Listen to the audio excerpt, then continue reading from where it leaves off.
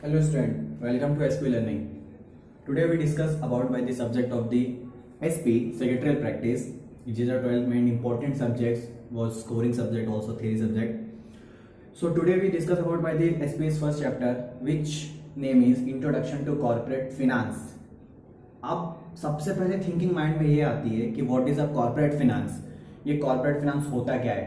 Corporate finance chapter तो हमने सुन लिया, बट ये कॉर्पोरेट फाइनेंस एक्चुअली में होता क्या है, what is a corporate finance. तो let's be discuss about by this chapter corporate finance. Corporate finance means raising and using of the fund by the business. It means अगर आप fund कहीं से raise कर रहे हो, उसी फंड को क्या करना, आगे यूटिलाइज करना, यूज करना. That simple. It is called corporate finance. एक और मैं बताता हूँ.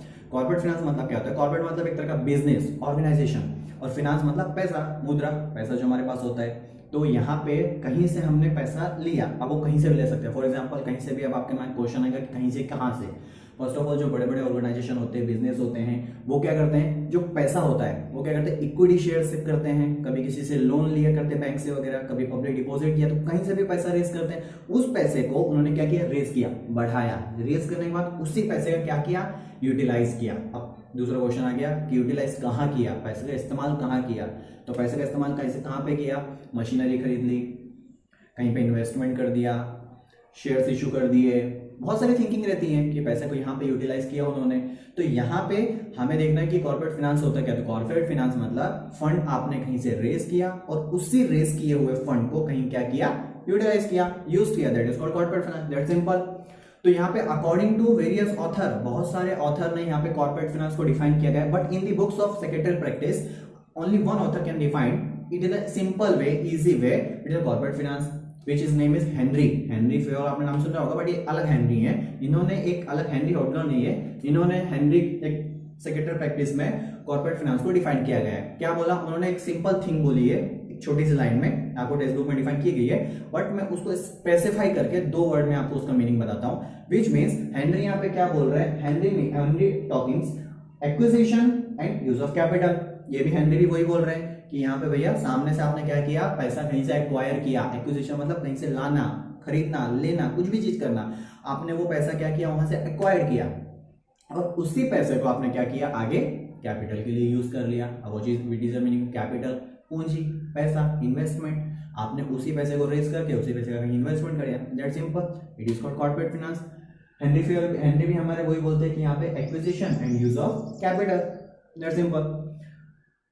सेकेंड थिंकिंग ये माइंड में आती है कि भैया मैंने पैसा तो रेज कर लिया, पैसा तो मेरे पास आ गया, बट ये पैसे को यूज कहाँ करना है, इस पैसे का इस्तेमाल कहाँ करना है. मुझे इस पैसा अगर मेरे पास आया है तो ये पैसे का यूज कहाँ करना है, और जो पैसा आ रहा है वो पैसा आ भी कहाँ से रहा है. तो उसके लिए हमारे पास टू टाइप ऑफ डिसीजन होते हैं बिजनेस डिसीजन के लेकर related. Two type of way of decision. First is a financial decision, second is a investment decision. अब पैसे से लेके मुझे डिसीजन लेना है, पैसे से लेके डिसीजन. फॉर एग्जांपल अगर मेरा ऑर्गेनाइजेशन है, तो उस ऑर्गेनाइजेशन में मुझे सबसे पहले थिंकिंग ये होनी चाहिए कि मेरे बिजनेस में पैसा कितना है, हाउ मच कैपिटल, मेरे बिजनेस में कितना कैपिटल है, कितना कैपिटल और चाहिए, कितना कैपिटल आगे मुझे फ्यूचर में लगेगा. That is the first thing. और अगर मेरे पास कैपिटल है तो उस कैपिटल से मुझे क्या खरीदना है, मशीनरी खरीदनी है, रॉ मटेरियल खरीदना है, किसी लेबर की सैलरी देनी है, किसी को इंसेंटिव देना है, न्यू टेक्नोलॉजी बाय करनी है, कोई न्यू टेक्नोलॉजी एक्वायर करनी है, ओल्ड टेक्नोलॉजी सेल करनी है, न्यू प्लांट मशीनरी खरीदना है, क्या करना है. तो ये सब मेरे फिनेंशियल डिसीजन होते हैं, पैसे से रिलेटेड. फिनेंस मतलब पैसा, डिसीजन मतलब निर्णय लेना, डिसाइड करना. तो पैसे से रिलेटेड जो भी डिसीजन होते हैं that is a financial decision. Second is a investment decision. Second point आपको दिख रहा होगा, मैंने इसमें डायग्राम में स्पेसिफाई किया. Second is a investment decision. तो दूसरा डिसीजन मेरे को ये सोचना पड़ेगा कि इन्वेस्टमेंट से रिलेटेड डिसीजन कौन से होने चाहिए. तो इन्वेस्टमेंट मतलब कि जहां पे आपने कहीं पे कुछ इन्वेस्ट किया, that is called investment. For example मेरे पास पैसा था, मेरे फादर ने मुझे पैसा दिया, उसी पैसे को मैंने कहीं पे इन्वेस्ट कर दिया. कहीं पे लैंड ले लिया, कहीं पे फ्लाइट ले लिया, कहीं पे लैंड लेके उसको रेंट पे दे दिया, एग्रीकल्चर, कुछ भी पैसा, उसको मैंने क्या किया, इन्वेस्टमेंट किया. इन्वेस्टमेंट करना मतलब आप जब कहीं पे कुछ इन्वेस्ट करते हो तो उसके बदले में आपको कुछ रिटर्न ऑफ कैपिटल मिलता है, रिटर्न ऑफ इंटरेस्ट मिलता है. That is called investment. आपने कुछ इन्वेस्टमेंट किया. तो यहाँ पे मुझे बिजनेस में क्या सोचना है कि सबसे पहले फिनेंस, मुझे पैसे को किस तरह से मैनेज करना है, किस तरह से डिसाइड करना है, वो फाइनेंशियल डिसीजन में हो गया. सेकंड इन्वेस्टमेंट डिसीजन, इन्वेस्टमेंट से रिलेटेड मेरे को यहाँ पे क्या चीज सोचनी है, कहाँ पे मुझे कैसे इन्वेस्ट करना है, that is called my investment decision. Very simple, आपको डायग्राम में यहाँ पे दिख गया है, two way of decision, first is a financial, second is a investment decision. Financial decision की बात करते हैं तो फाइनेंशियल डिसीजन क्या होता है, सबसे पहली थिंकिंग मेरे माइंड में क्या आती है कि मैं अपनी नीड्स, फाइनेंशियल नीड्स कंपनी की फुलफिल होनी चाहिए। फुलफिल होनी चाहिए मतलब मेरे कंपनी के अंदर मेरे को जितना फिनांस चाहिए मेरी कंपनी को, वो कंपनी के अंदर उतना फिनांस होना चाहिए, मेरी नीड्स फुलफिल होनी चाहिए। That is a first point, fulfil of financial needs, आपकी जो नीड्स हैं वो फुलफिल होनी चाहिए। Second, multiple choice of sources. अब आपके पास पैसा है तो आपके पास मल्टीपल चॉइस ऑफ सोर्सेस होंगे, जैसे कि आपके फादर ने आपको या आपकी मदर ने आपको कुछ पॉकेट मनी दिया तो उस पॉकेट मनी का यूज करने के लिए आपके पास सोर्स बहुत सारे हो जाएंगे, साधन बहुत सारे हो जाएंगे कि भाई मैं क्या करूँ यार, मोबाइल खरीद लूँ, कपड़े खरीद लूँ, बाइक खरीद लूँ, क्या करूँ मैं, जो पॉकेट मनी है मेरी और एक्स्ट्रा पॉकेट मनी थी मैंने सेव करके रखी थी, उस पैसे को मैं कहाँ यूज़ करूँ, मल्टीपल क्वेश्चंस आ गए कहाँ यूज़ करूँ। तो यहाँ पे भी फाइनेंशियल जब हम डिसीजन लेते हैं तो वहाँ पे मल्टीपल चॉइस ऑफ रिसोर्सेस आ जाते हैं, और इस पैसे का मैं कहाँ यूज़ करूँ, न्यू टेक्नोलॉजी ले लूँ कि और टेक्नोलॉजी को अपडेट कर लूँ कि कुछ न्यू क्रिएटिविटी करूँ, that is a multiple choice of sources. Next, bank loan, public deposit. अब भैया जो पैसा है मेरे पास, अगर मेरे पास पैसा कम है तो मैं पैसा कहाँ से रेज करूँ, तो दो ऑप्शन आ गए, बैंक से लोन ले लूँ या पब्लिक से डिपॉजिट करवा लूँ। दो ऑप्शन आ गए मेरे पास कि पब्लिक से कुछ शेयर्स वगैरह डिवेंचर करके उनसे वो क्या करो, फंड रेज करो, तो दो ऑप्शन वहाँ पे मेरे पास है। ऑप्टिमम यूज ऑफ फंड, यहाँ पे ये इंपॉर्टेंट थिंग है, अगर आपके पास फंड है और उस फंड का ऑप्टिमम यूज नहीं किया, ऑप्टिमम यूज मतलब कि यहाँ पे बराबर से उस पैसे का इस्तेमाल नहीं किया, तो आप क्या कर सकते हो, आगे आपको फ्यूचर में लॉस भी सफर करना पड़ सकता है। आप फंड अगर बराबर रेज नहीं करोगे तो फ्यूचर में आपको लॉस ही सफर करना पड़ेगा, बिकॉज अभी करेंटली आपने उस फंड का यूटिलाइज नहीं किया, ऑप्टिमम यूज नहीं किया, तो फ्यूचर में आपको लॉस सफर करना है। तो अगर अभी आपने उसका ऑप्टिमम यूज किया तो फ्यूचर में आपको आपकी जो मैनेजमेंट है वो टॉप लेवल और आगे रेटिंग में जाएगा। Next, right sources. आपके पास जो मल्टीपल चॉइस ऑफ सोर्सेस थे उसमें से आपने क्या किया, एक राइट सोर्स को क्या कर लिया, सेलेक्ट कर लिया, that is called right sources. Next, cash flow. What is the meaning of cash flow, cash flow होता क्या है, तो कैश फ्लो ये होता है कि भैया मैं अगर कहीं पैसा फाइनेंशियल डिसीजन में मैं कहीं सोच रहा हूँ कि यहाँ पे मुझे फिनांस लगाना है, यहाँ पे मुझे पैसा लगाना है, तो वहाँ का कैश फ्लो कैसा है। फॉर एग्जाम्पल, ए पर्सन है और बी पर्सन है, ध्यान से सुनिए, ए पर्सन है और बी पर्सन है, तो ए पर्सन के पास 10,000 रुपीज है और बी पर्सन को 10,000 रुपीज की नीड्स है, तो ए ने क्या किया, 10,000 रुपीज बी को दे दिया, बट फ्यूचर में बी रिटर्न करने में बहुत टाइम ले रहा है, बोलता है कल देता हूँ, परसों देता हूँ, ये देता हूँ, कैश फ्लो बराबर है क्या, नहीं। तो यहाँ पे ए क्या करेगा, वो सोचेगा कि भैया अगली बार बी को पैसा दूं कि नहीं दूं, क्योंकि कैश फ्लो है क्या, नहीं। तो यहाँ पे कैश फ्लो आपका होना चाहिए, ये तो सिंपल से एग्जांपल दिया था। तो अगर आप कोई बिजनेस में भी कहीं इन्वेस्ट करते हो पैसा, तो वहाँ का कैश फ्लो क्या है, मतलब पैसा आ रहा है कि नहीं आ रहा है, आप इन्वेस्ट किए जा रहे हो, पैसा कुछ आ ही नहीं रहा है, तो कैश फ्लो होगा ही नहीं। तो कैश फ्लो भी आपके बिजनेस में होना चाहिए। यूटिलाइज रेज ऑफ फंड, यहाँ पे जो भी आपने फंड रेज किया है, जैसे अभी हमने देखा कि दो हमारे थे, कौन कौन से, पब्लिक डिपॉजिट और बैंक लोन। तो अगर आपने कोई फंड रेज किया है, कुछ भी पैसा यूटिलाइज पब्लिक से लिया है, तो उसको यूटिलाइज भी बड़े अच्छे तरीके से आपको करना आना चाहिए। Financial decision enough. Next, investment decision.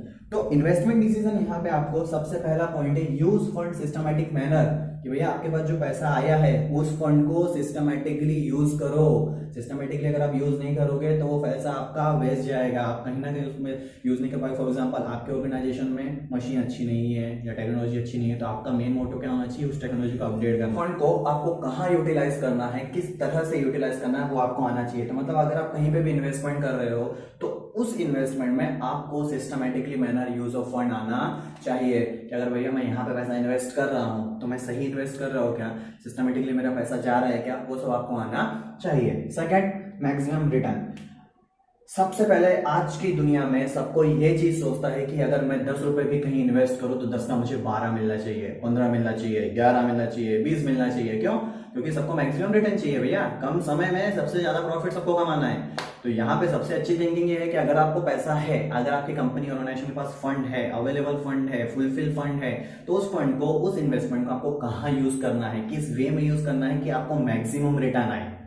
अगर आप 10 रुपए कहीं इन्वेस्ट कर रहे हो और आपको 8 ही रुपए आ रहा है तो दैट इज अ लॉस। 2 रुपए तो आपका लॉस ही हो रहा है। 10 रुपए यूज करो 20, ओहो मैक्सिमम रिटर्न, मतलब यहाँ पे आपको जो भी इन्वेस्ट करना है वहां से आपको क्या आना चाहिए, मैक्सिमम रिटर्न आना चाहिए। Next point, more cost of capital. अगर आप कहीं इन्वेस्टमेंट करोगे तो यहाँ पे कोई इन्वेस्टमेंट 10,000 20,000 का तो होगा नहीं, बड़ी बड़ी कंपनियों का करोड़ों का टर्नओवर होता है, करोड़ों का उनका इन्वेस्टमेंट होता है। तो यहाँ पे जब आपको मोर कॉस्ट ऑफ कैपिटल रहेगा तो आपको बड़े सोच समझ के इन्वेस्टमेंट करना पड़ेगा। क्या मैं करोड़ों रुपए करोड़ों कैपिटल मिलियंस में मैं क्या कर रहा हूँ, इन्वेस्टमेंट कर रहा हूँ कहीं पे भी, मशीनरी में, रॉ मटेरियल में, न्यू प्लांट्स में, न्यू टेक्नोलॉजी में, सब चीजों में इन्वेस्टमेंट कर रहा हूँ, तो मैं बहुत सोच समझ के करूंगा और वहां पर लार्ज अमाउंट ऑफ कैपिटल भी उनका होता है। तो that is more cost of capital is a large amount of capital, return on investment. अब जब आप लाखों करोड़ों रुपए इन्वेस्ट कर रहे हो तो सीधी थिंकिंग है कि भाई जब मैं इतना पैसा इन्वेस्ट कर रहा हूं तो इतना मुझे इन्वेस्टमेंट आना चाहिए। तो मैं इन्वेस्ट कर ही क्यों रहा हूं जब मुझे रिटर्न ऑफ इन्वेस्टमेंट नहीं आएगा। तो यहाँ पे मुझे इन्वेस्टमेंट इतना करना है कि जिससे मुझे maximum return of return investment भी आए और मुझे अच्छा खासा उसका इन्वेस्टमेंट भी आना चाहिए रिटर्न में। Next, risk investment. कभी कभी ऐसा होता है कि सबसे फर्स्ट ऑफ थिंकिंग कि यहाँ पे विदाउट द रिस्क बिजनेस कभी आप टैकल ही नहीं कर सकते। यहाँ पे आप छोटे से छोटा भी अगर आप बिजनेस करना चाहते हो तो उसमें रिस्क तो आएगा ही।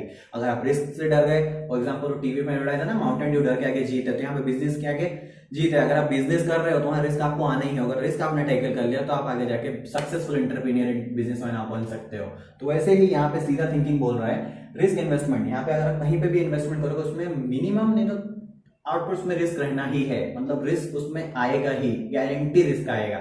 अगर आप रिस्क नहीं लोगे तो आप आगे नहीं बढ़ पाओगे। तो यहाँ पे रिस्क आपको आएगा ही। तो यहाँ पे सोच समझ के आपको अपनी इन्वेस्टमेंट डिसीजन आप ले रहे हो तो आपको डिसीजन ऐसा लेना है कि मुझे रिस्क कम से कम आए, ऐसा आपको थिंकिंग करके चलना है। Next, investment criteria investment criteria. अभी आप जब फॉर एग्जांपल पास आउट होते हो, 10th पास आउट होते हो, 12th पास आउट होते हो, तो आपको एक थिंकिंग आती है कि मुझे कौन से कॉलेज में एडमिशन लेना है, इस कॉलेज में जाऊं, उस कॉलेज में जाऊं, इधर बेटर फैसिलिटी है, ये नियर बाय कॉलेज है, यहाँ ये फैसिलिटी है, बहुत सारे क्राइटेरिया है, बहुत सारी थिंकिंग आ जाती है। That is investment criteria. अगर मेरे पास पैसा है तो मैं कहाँ इन्वेस्ट करूँ, कौन से कंपनी में इन्वेस्ट करूँ, कौन से शेयर्स में इन्वेस्ट करूँ, कौन से प्लांट में करूँ, कौन से लैंड में करूँ, ये मेरे पास क्राइटेरिया है। मतलब कहाँ पे इन्वेस्ट करूँ मैं अपना पैसा, that is called investment criteria.